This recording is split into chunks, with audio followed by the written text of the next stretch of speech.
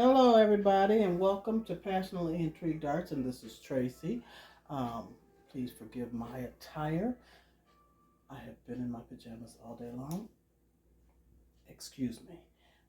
But I just wanted to show you guys. I made this barber cape the other day, yesterday, and there aren't any more. I can't find any more, and I'm not going to order a pack of 24 from the Dollar Tree. So I want to trace this thing. I was going to do it on a sheet, but I didn't have any white sheets. They're all got flowers and colors. So I have this tablecloth material that comes in a roll. And I'm just doing it on this for right now until I get to the dollar store or look down in the basement to see if I have the wide cardstock, no, poster board or what's the other one called? Foam board. So that I can have this pattern so I can at least maybe make a couple more. So I have taped it down with this painter's tape so that it doesn't move. I stretch this piece out on my table and I'm just gonna trace around it. So I wrote my measurements down so that I know, and it's 19 inches across and 44 inches lengthwise. So I will probably be adding, when I make one, another half inch to an inch to each one of these. So probably 20 by 45. And I do want to measure the circumference of this neck part so I can write that down. So it's 8 inches. Yeah, 8 inches. So I want to write that in here so I can make my own pattern. 8 inches. And then when it lays flat like this, there's 3 inches. 3 inches up here.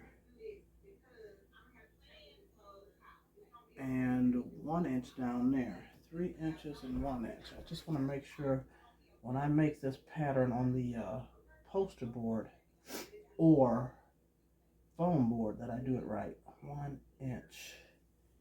But hopefully I'll be able to lay this down on that poster board or foam board and trace it like I'm doing now. So like I said, I use the painter's tape just to hold this down on this blue tablecloth type material. And I'm just going to take a marker, permanent marker, and just trace around, and then I'll cut it out so that I can have it to trace onto something stiffer.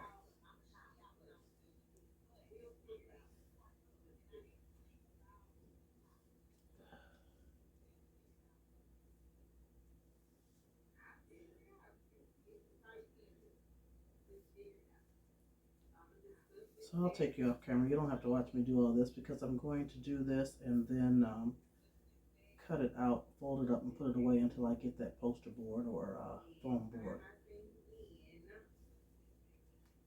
Just want to show you, if you want to, redo something and you can't find any more, especially something like this, something flat, a bib, a hat, stocking, things like that.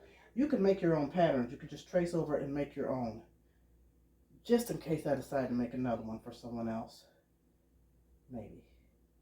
So let me finish tracing, cut it out, and show you the end results. Okay, I traced it with a permanent marker, and hopefully I've traced everything, and thank God this is black because I've drawn on it. So let me lift this off, and actually my blue sheet is like 5 inches shorter than this cape. So I'll know to add 5 inches, or I can cut it off right here at the bottom. So I've curved it at the bottom as well if this is going to be long enough. Otherwise I can add an extra 5 inches, and you can't see what I'm talking about. So down here, the cape hung over. I didn't have enough. Can you see that? See, I didn't have enough. This wasn't long enough. The blue wasn't long enough. So that's an extra 5 inches if I want to make it that long. Or I did the curved pattern for the bottom down at the end of this blue if I want to make it shorter. What's 5 inches? It'd be all right. So let me take this off. And I use this painter tape because, it doesn't stick. You can pull it right off. It won't tear anything.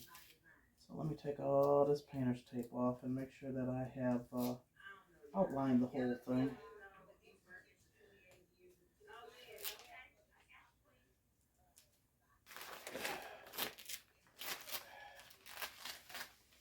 take it off this cape later.